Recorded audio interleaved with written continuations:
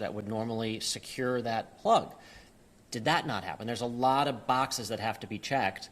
Did something happen to the plane over the last couple of weeks? We're going to learn.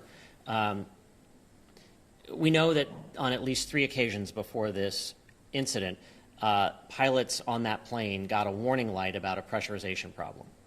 Alaska had pulled the ETOP certification, had basically said this plane can't fly over water to Hawaii.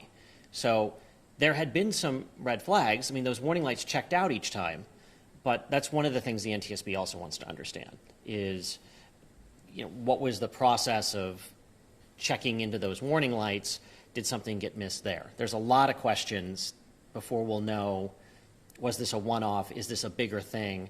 And where the problem was. The NTSB likes to say, it's never one thing that causes an incident, it's a chain of events, and if any one thing along that chain were to get broken, the incident doesn't happen.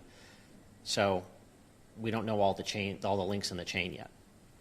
And when you spoke to passengers, were they scared when you saw them at the airport today? What were they feeling? I think the average passenger just kind of wants to get where they're going. And they're not flying on a 737 MAX, so I think folks did ask that question. And then, sort of went about boarding. Talking to the passengers who were on this plane, it was interesting. The night of, we were all kind of surprised just how calm and collected everybody was. Not only in the video, but when they finally got to California, very early the next morning. We spoke to a passenger today who's had a couple of days to reflect on it.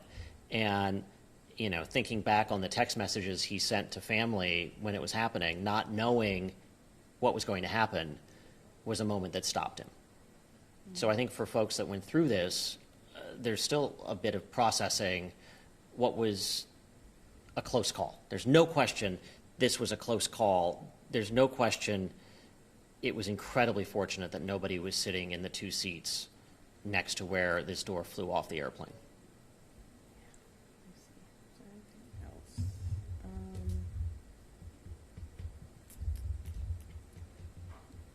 And can you tease what you're working on tomorrow? Sure. I mean, we'll be on CBS Mornings tomorrow with the latest from the NTSB. We spoke with the chair of the National Transportation Safety Board in a one-on-one interview, so we hear from her what investigators are seeing. Talk to a passenger who was on the plane, who's still processing what he went through, and some of the details as to what transpired in that airplane are fascinating. So we'll be talking about all of that tomorrow on CBS Mornings and the CBS Evening News. Nice. And is there anything else you'd like to add just about the impact on commercial airline system? How long can travelers feel this effect moving forward? How long this lasts really depends on how long it takes to understand what needs to be inspected, if anything needs to get fixed, and then the time it takes to do it.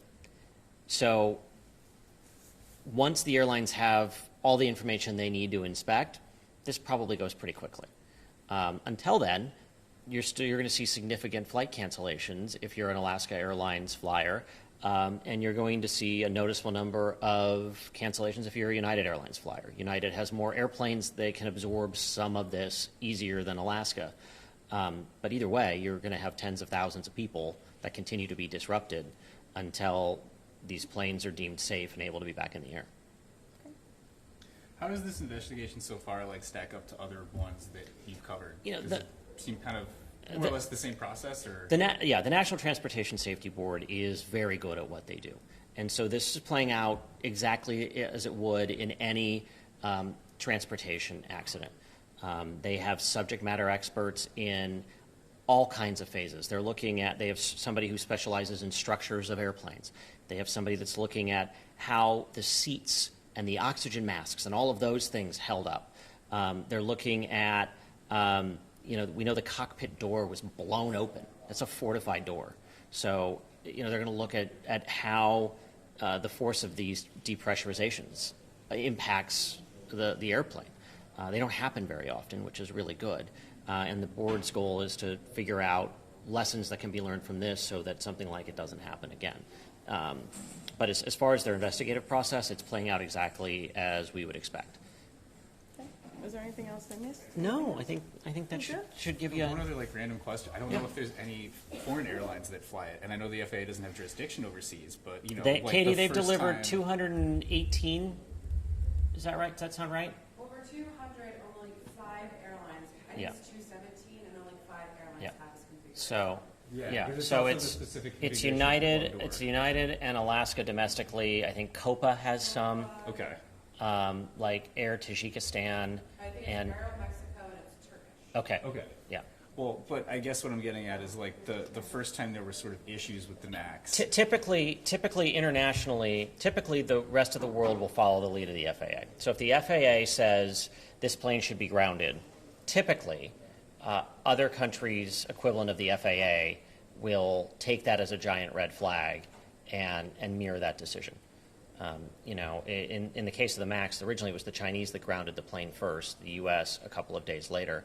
But when you have a major respected aviation regulator say, hold on, stop, this shouldn't be in the air, that certainly gets noticed around the world.